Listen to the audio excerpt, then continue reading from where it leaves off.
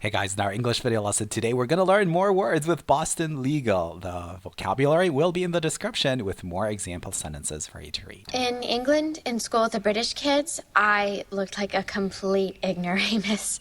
She says, I looked like a complete ignoramus. Ignoramus is an advanced word which means an idiot. So she's in a court hearing. She uses more advanced words that are better suited to this setting. Ignoramus. Oh my God. They knew more about everything than I did. They knew my country's history better. They could find places on the map that I couldn't. And you blame your high school back home for this? Well, I came back here and I started to do a little research.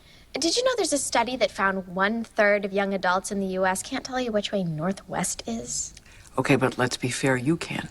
Well, that's not much of a consolation. Well, that's not much of a consolation. Consolation is comfort. When you say that's not much of a consolation, you mean that that really doesn't help anything. It's not much comfort. Less than 40% of high school seniors can read proficiently. That's pathetic.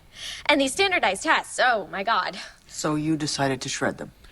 So you decided to shred them. To shred something means to tear it into very small pieces. And this is what this young lady did. She went ahead and shredded the standardized tests. Eldridge Cleaver said, "You're either part of the solution or part of the problem." I learned that in England, by the way. You committed a crime.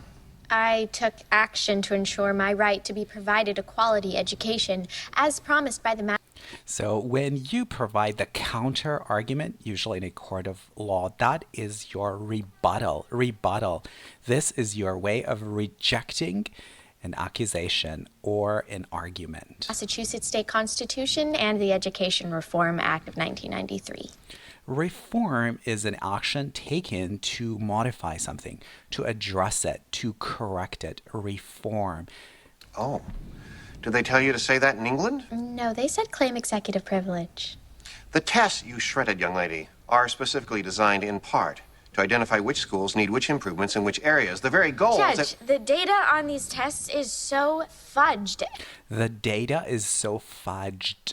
So let's talk about the verb fudge, which means to manipulate something, to change it in a way that would render a particular advantage, an unfair advantage. Fudge. The data is or are fudged.